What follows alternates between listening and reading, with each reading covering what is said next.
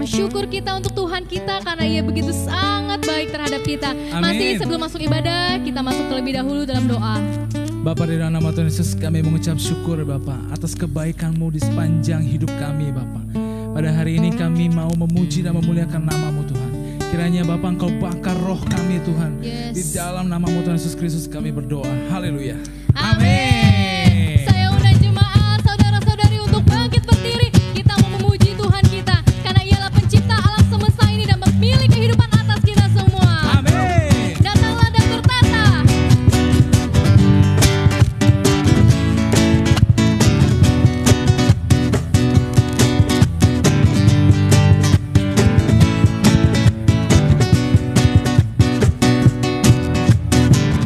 Pelukis cakrawala, merangkai jagat raya, pencipta alam semesta. Dialah pemilik kehidupan.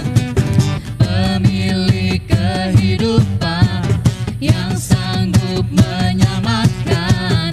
Dialah jalan kebenaran.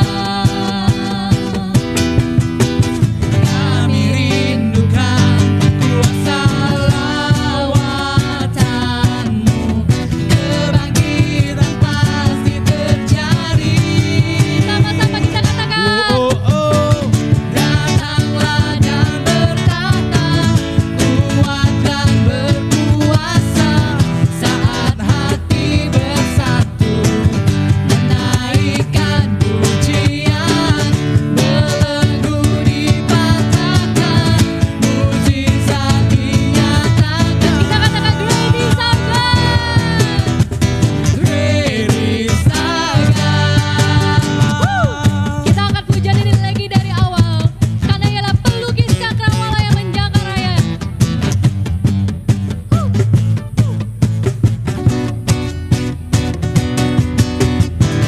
Pelukis cakrawala, merangkai jagat raya, pencipta alam semesta. Pemilik kehidupan yang sanggup menyelamatkan, jalan kebenaran. Kami rindukan Tuhan. Kami rindukan kuasa lawatan-Mu, kebangkitan pasti terjadi. Datanglah dan bertata, kuat dan berkuasa, saat hati bersatu, menaikkan pujian, belenggu dipatahkan, mukjizat dinyatakan. Great is our God. Kami merindukan ada kuasa-Mu di tempat ini ya Bapa.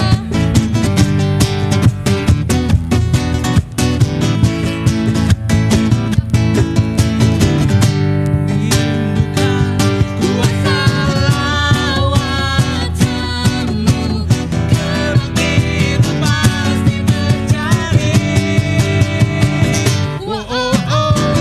Datanglah dan bertata, kuat dan berkuasa, saat hati bersatu, menaikkan pujian, belenggu dipatahkan, mukjizat dinyatakan. Great is our God. Haleluya, haleluya. Great is our God. Amin. Amin. Mari kita siapkan hati dan pikiran kita. Kita mau berfokus pada Tuhan kita. Mari kita mau masuk lagi lebih untuk Tuhan kita. Karena Ialah Tuhan yang mengenal kita lebih dari siapapun. Mari kita angkat satu pujian, mintakan sampai akhir hidup kami Tuhan. Bapa, Engkau mengenalku lebih dari siapapun.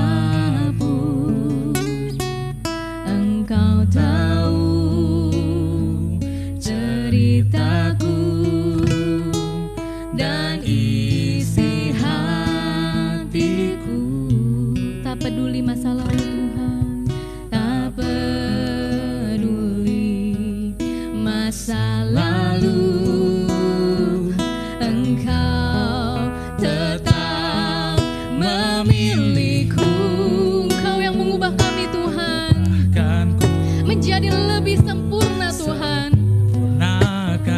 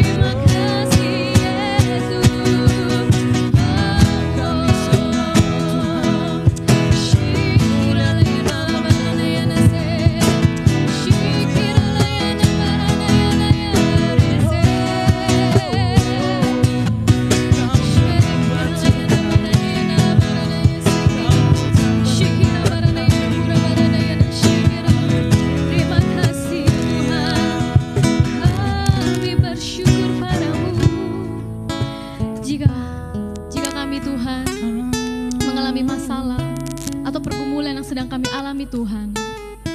Dan selalu ingatkan kami Tuhan akan Engkau, agar kami selalu setia dan selalu merindukan-Mu ya Bapa. Terima kasih Tuhan. Mari kita angkat satu pujian yang menyatakan, Yesus segalanya, Yesuslah segala di hidup kami.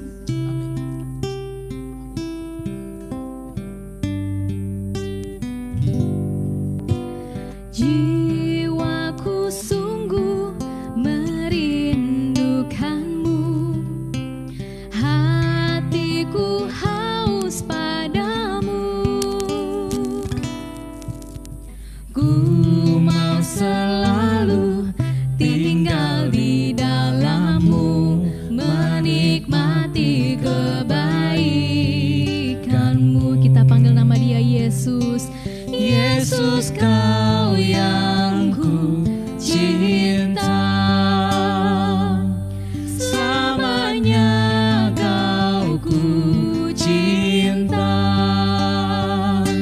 sampai akhir nafas hidupku.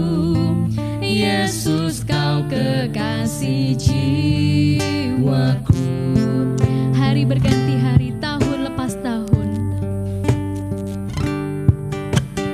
Hari berganti, tahun pun berlalu, sampai memutih rambutku. Melayani-Mu seumur hidupku, sampai ku kembali padamu. Yesus, Yesus, Kau yang ku cinta, selamanya Kau ku cinta, sampai akhir nafas hidupku.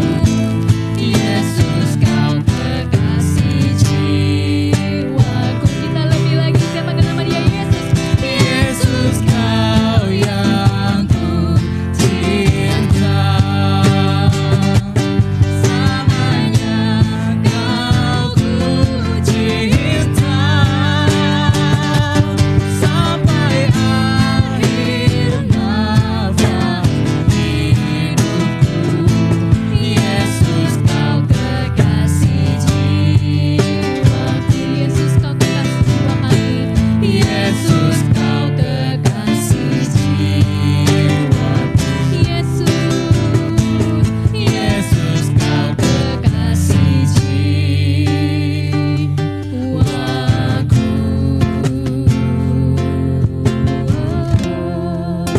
Terima kasih Tuhan, terima kasih Yesus atas kebaikan semua yang telah Kau berikan pada kami di hidup ini ya Bapa. Sebentar kami mau duduk diam, kami ingin mendengarkan firman-Mu Tuhan. Kiranya firman-Mu menjadi rema dalam hidup kami ya Bapa. Terima kasih Tuhan, inilah doa kami, hanya di dalam nama-Mu kami sudah berdoa dan mengucapkan syukur. Haleluya. Amin. Shalom, Bapak Ibu, Saudara-saudari, di dalam Tuhan Yesus Kristus kita tetap kuat, sehat, bahagia, karena itu semua anugerah Tuhan.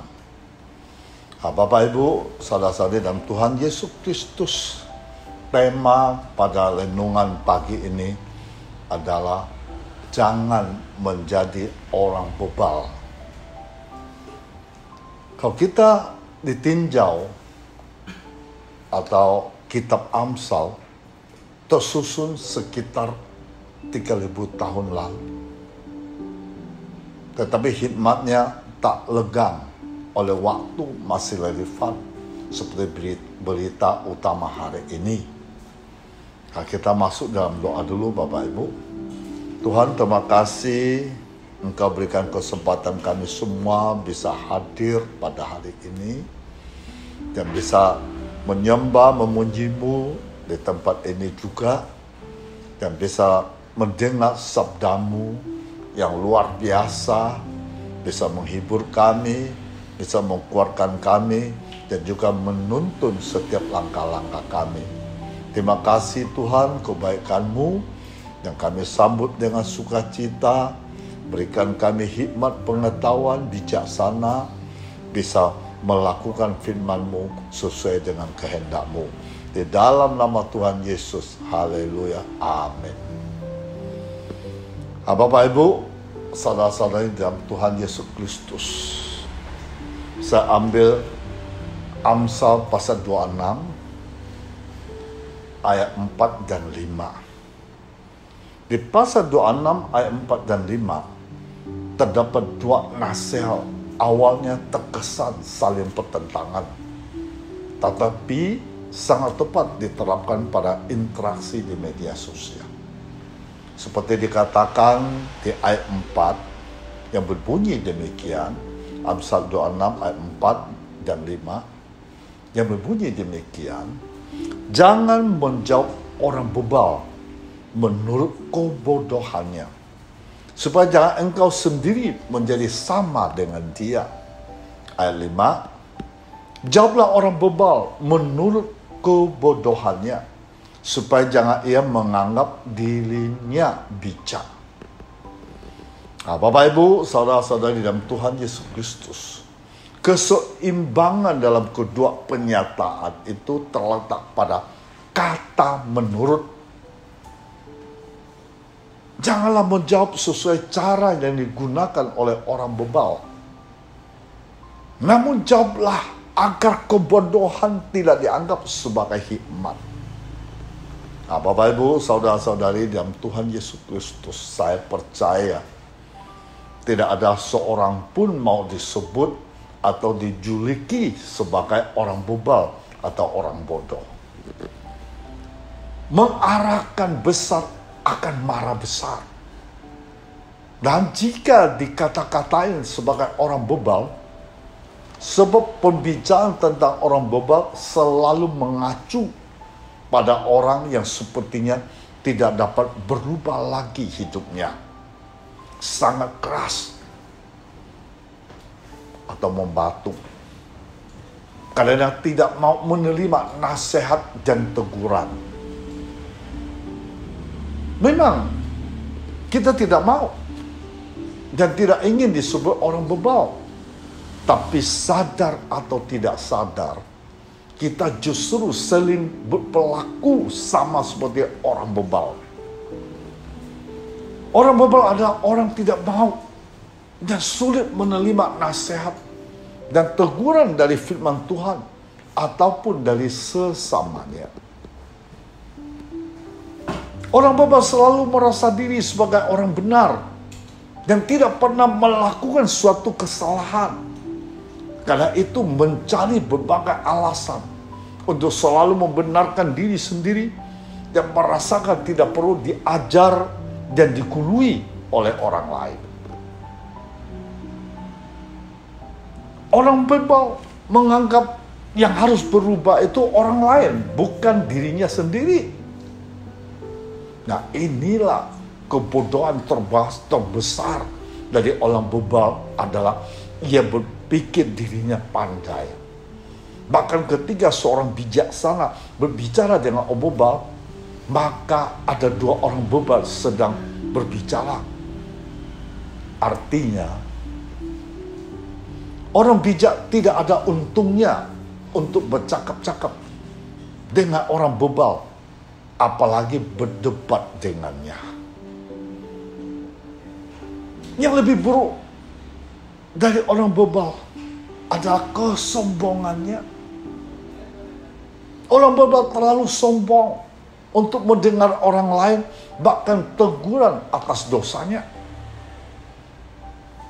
Karena orang bebal selalu merasa, berpikir bahwa dirinya yang paling benar dan sempurna. Jadi sebenarnya orang bebal bukan hanya sekedar bodoh, tetapi orang yang tidak mau ditegur atau tidak mau menerima ajaran yang benar. Orang bebal adalah orang yang sombong dengan kebodohannya. Dan dalam kebodohannya itu ia merasa dirinya terhebat, terbaik. Sungguh sangat menyedihkan orang seperti itu. Mungkin pelajaran hari ini adalah bagaimanapun kita bertindak menghadap orang bebal, tidak ada untungnya bagi kita. Seperti Amsal 26 ayat 6 mengatakan, siapa mengirim pesan dengan perantara orang bebal, mematahkan kakinya sendiri dan meminum kecelakaan. Maka dikatakan kita seperti mematahkan kaki kita sendiri, karena dengan meminta tolong kepada orang bebal pasti menemui kesulitan atau kegagalan. Hanya orang yang bijaksana, yang bertanggung jawab, yang dapat dipercaya untuk menyampaikan suatu pesan atau berita. Maka kita jangan sembarangan menyampaikan sesuatu masalah kita kepada orang bebal. Kita hati-hati memilih orang, karena orang bebal selalu mengulangi kebodohan yang sama. Ia tetap tinggal pada kebiasaan, kepercayaannya yang buruk, sehingga Amsal mengatakan bahwa orang bebal seperti anjing kembali ke muntahnya. Jadi orang-orang bodoh adalah mereka cuek terhadap Allah dan firman-Nya, hanya mau hidup sesuka hatinya.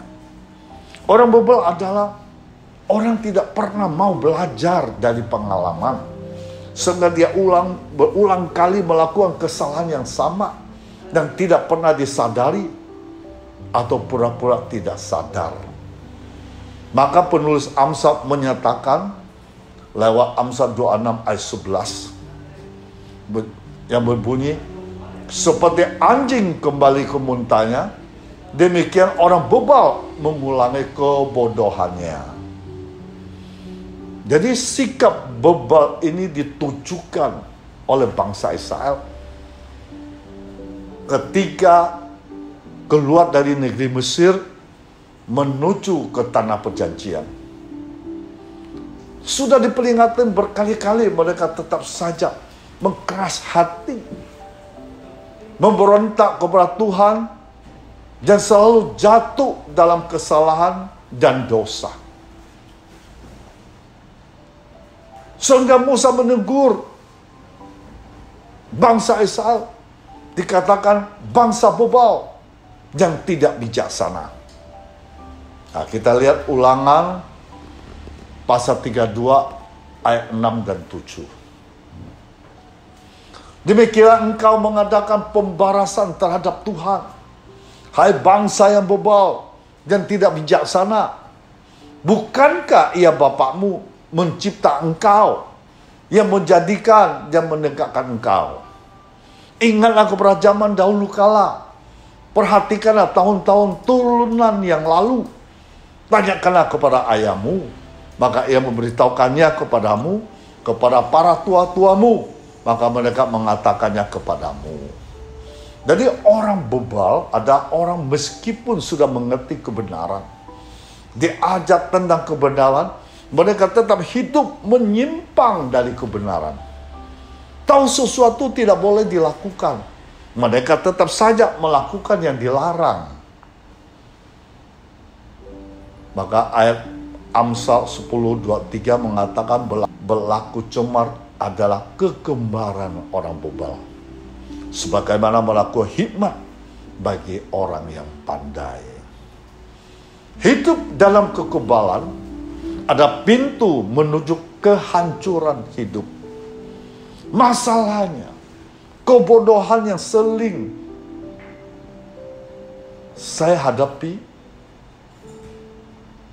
kebodohan saya sendiri, ini pernah saya ngalami Bapak Ibu.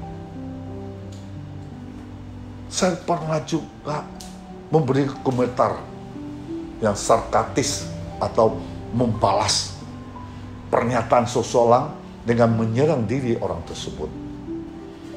Allah tidak suka dengan sikap saya memperlakukan sesama saya dengan tidak hormat, sekalipun mereka memang telah bertindak bodoh. Allah memberikan kebebasan yang besar kepada kita. Kita bebas mengatakan apapun yang hendak kita katakan, kapanpun, bagaimanapun cara kita mengatakannya. Selain itu, kita harus selalu meminta pertolongan Allah agar kita bijak dalam berkata-kata. Nah, ketika bertemu dengan orang bodoh, maka pemikiran yang terlintas adalah orang tersebut masih bisa diubah dan diarahkan kembali ke jalan yang benar untuk mengatasi kebodohannya. Namun, apakah pikiran ini sama ketika bertemu dengan orang bebal? Orang bebal memang sering disamakan dengan orang bodoh.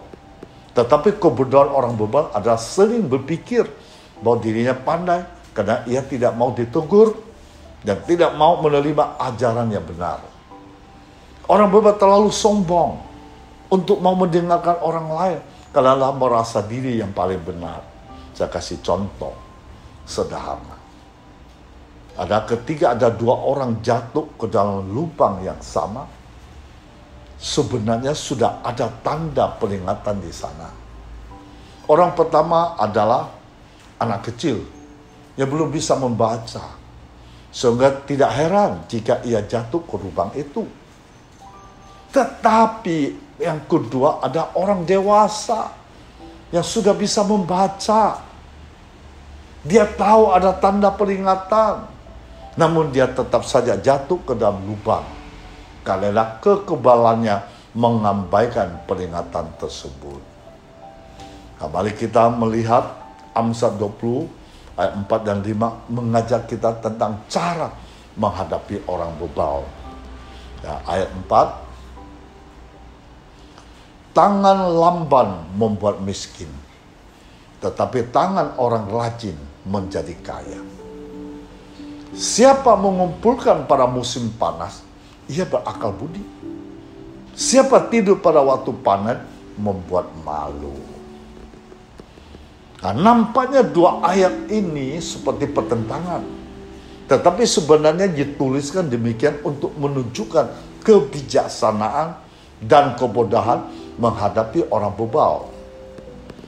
Dalam hal tertentu, kita tidak perlu menjawab orang bebal jika jawaban itu hanya membuat kita nampak sama bodohnya. Tetapi dalam hal tertentu, kita harus menjawab jika diperlukan untuk mengkoreksi kebodohan orang bebal itu. Nah, disinilah kita perlu bijaksana untuk bisa memahami situasi dan memberi jawaban yang tepat, membangun kepada orang bebal. Melalui firman Tuhan, kita juga belajar bijaksana ketika berhadapan dengan orang bebal dengan tidak mengandalkan diri sendiri. Kita juga tidak perlu menanggapi orang bebal hanya untuk menunjukkan siapa yang lebih pandai. Sebaliknya, kita perlu memiliki pertimbangan yang baik, yang tidak lalai jika memang harus memberi jawab kepada orang bebal. Maka kita perlu tenang dan dituntun oleh hikmat Tuhan untuk memberi jawaban yang tepat sehingga ada baik yang didapat melaluinya. Nah, kita lihat tadi Amsal 26 ayat 4 dan 5 itu melayani orang bodoh supaya bijak. Jangan menjawab orang bodoh menurut kebodohannya, kata-katanya, gemetar. Pertanyaan orang bodoh itu bodoh. Jangan diberi jawaban menurut kebodohannya. Jangan terpengaruh oleh kehormatan orang bodoh ini, baik oleh kedudukannya, kepintaran, kemuliaan, dan lain-lain cara duniawi.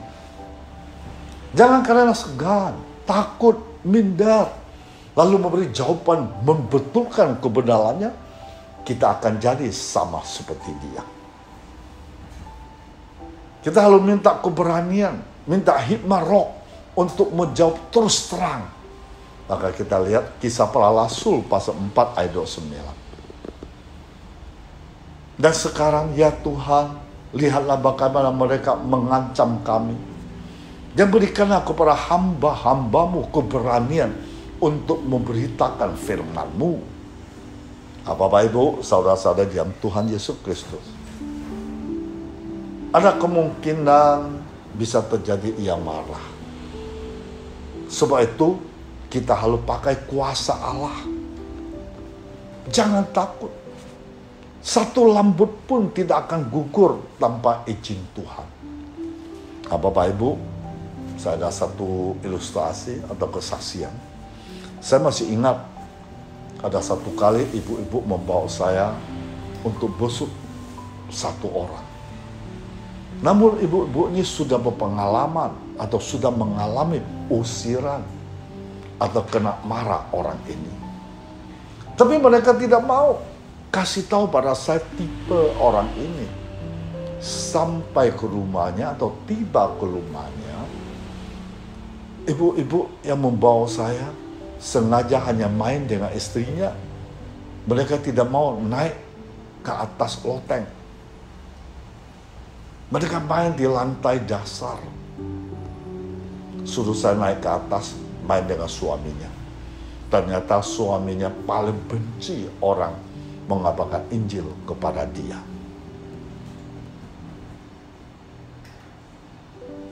Setelah lewat setengah jam, ibu-ibu yang main di lantai dasar jadi bingung. Kok saya tidak turun-turun? Ada apa terjadi di atas? Pemikiran mereka hal negatif. Karena suami ibu ini tukang pemarah. Jika ada orang kabar Injil kepada dia. Tetapi mereka ikut ke atas. Ingin tahu apa yang terjadi.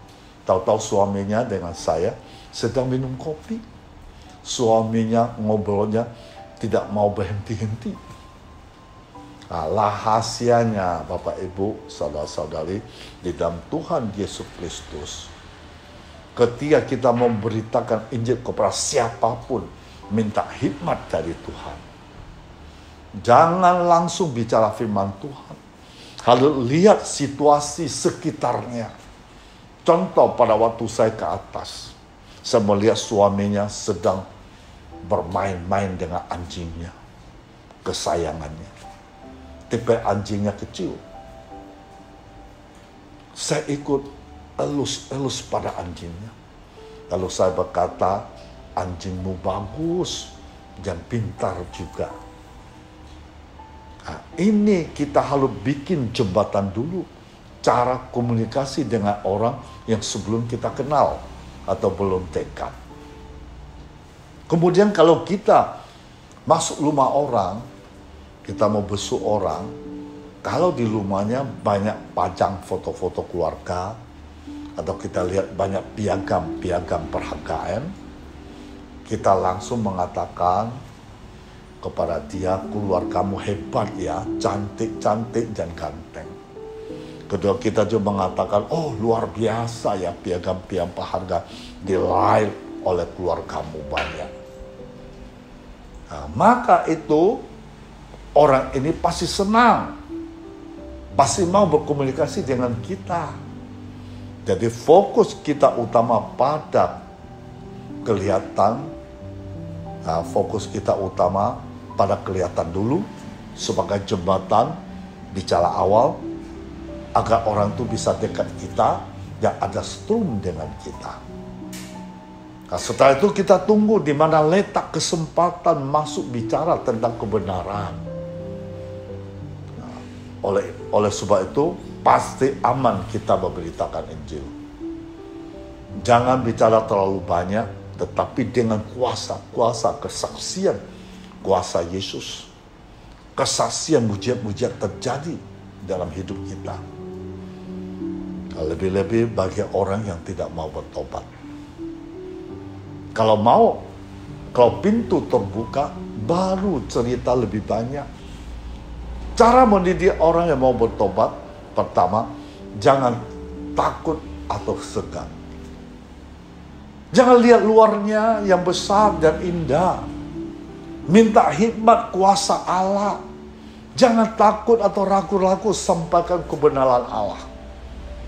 Jawablah kebodohannya supaya jangan ia menganggap dirinya bijak. Nah, jadi minta kuasa Allah, jawablah dengan firman Tuhan, menunjukkan kesalahan kebodohannya seperti dikatakan Matius 10 ayat 19. Apabila mereka menyalahkan kamu, janganlah kamu khawatir akan bagaimana dan akan apa yang harus kamu katakan. Karena semua itu akan dikaruniakan kepadamu pada saat itu juga.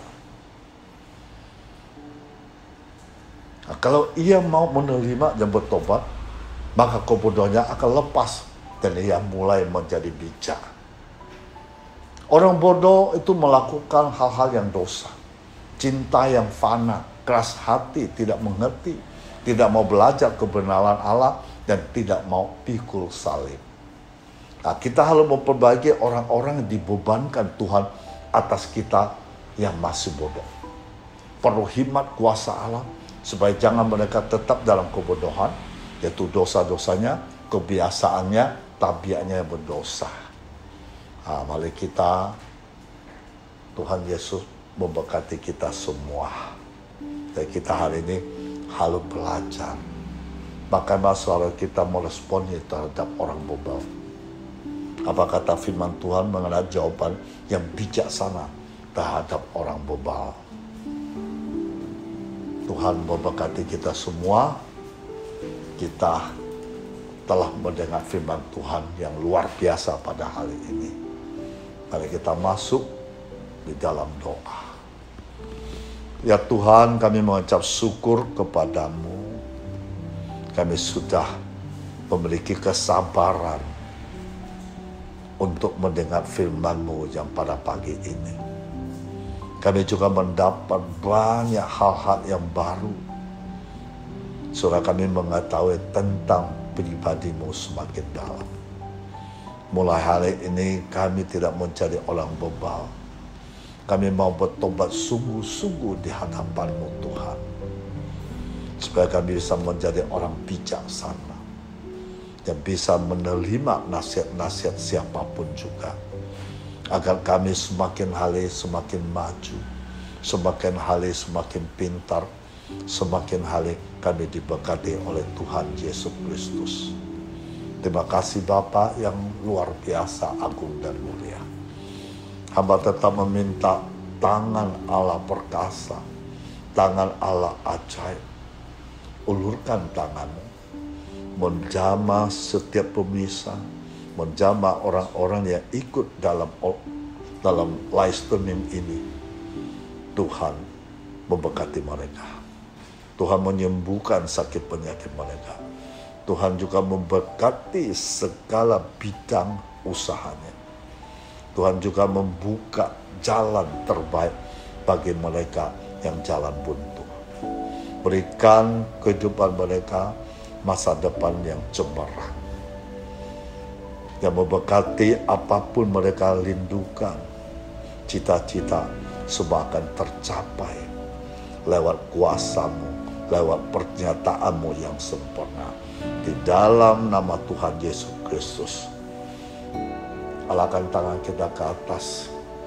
Terimalah damai sejahtera Allah Bapa kita di surga. Cinta kasih Tuhan Yesus tidak pernah berkesudahan. Persekutuan dengan Roh Kudus saat ini sampai Maranatha. Di dalam nama Tuhan Yesus yang percaya katakan amin.